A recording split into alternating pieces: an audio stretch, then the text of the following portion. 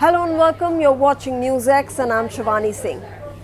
Can you maintain a ceasefire while simultaneously launching a midnight air assault? That is the explosive contradiction defining West Asia right now. In the last few hours, the thunderous explosions rocked the critical Iranian military port of Bandar Abbas, coming right in the middle of a 7-week-long cessation of hostilities. The United States military has executed a fresh wave of precision strikes inside southern Iran. While local Iranian media confirms the loss of 4 Revolutionary Guard troops, Washington is holding a firm line. US Central Command insists that these actions do not mean that the truce is dead. Rather, they are calling it a necessary act of tactical survival.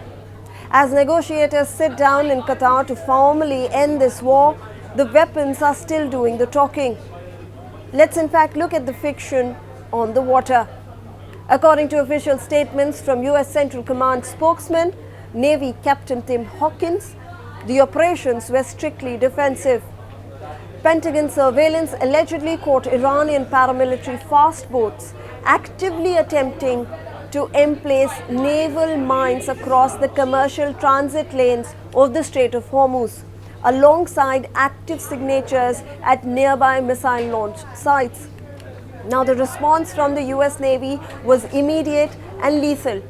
The strike successfully neutralized the watercraft and targeted the immediate coastal infrastructure.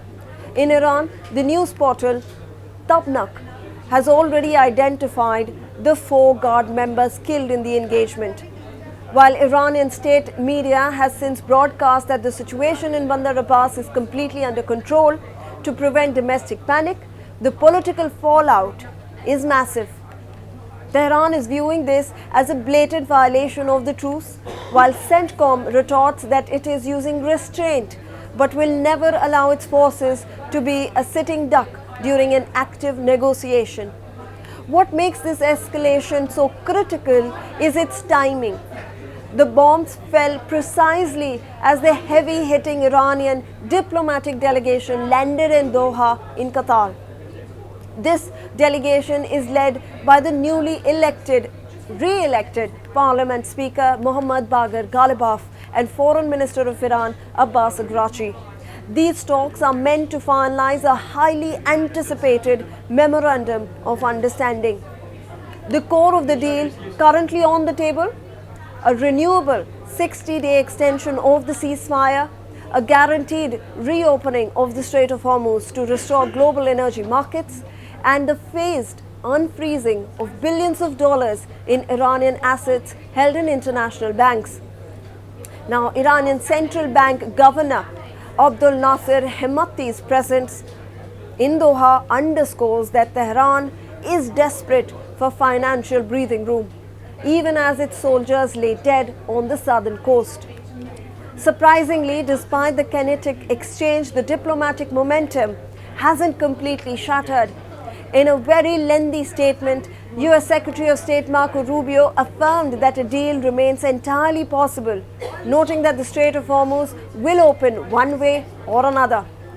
Even US President Donald Trump has introduced a massive, unexpected concession, departing from his rigid first-term demand that Iran entirely ship its highly enriched uranium stockpile to the US or Russia, a major red line for Tehran.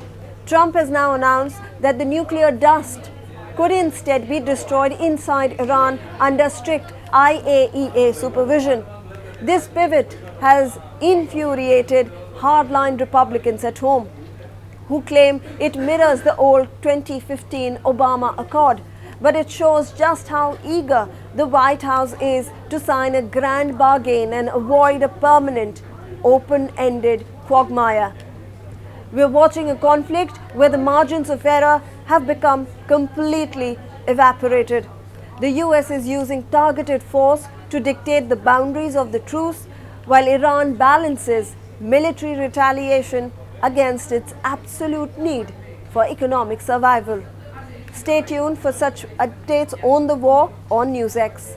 For more such videos, subscribe to the NewsX YouTube channel, hit the bell icon.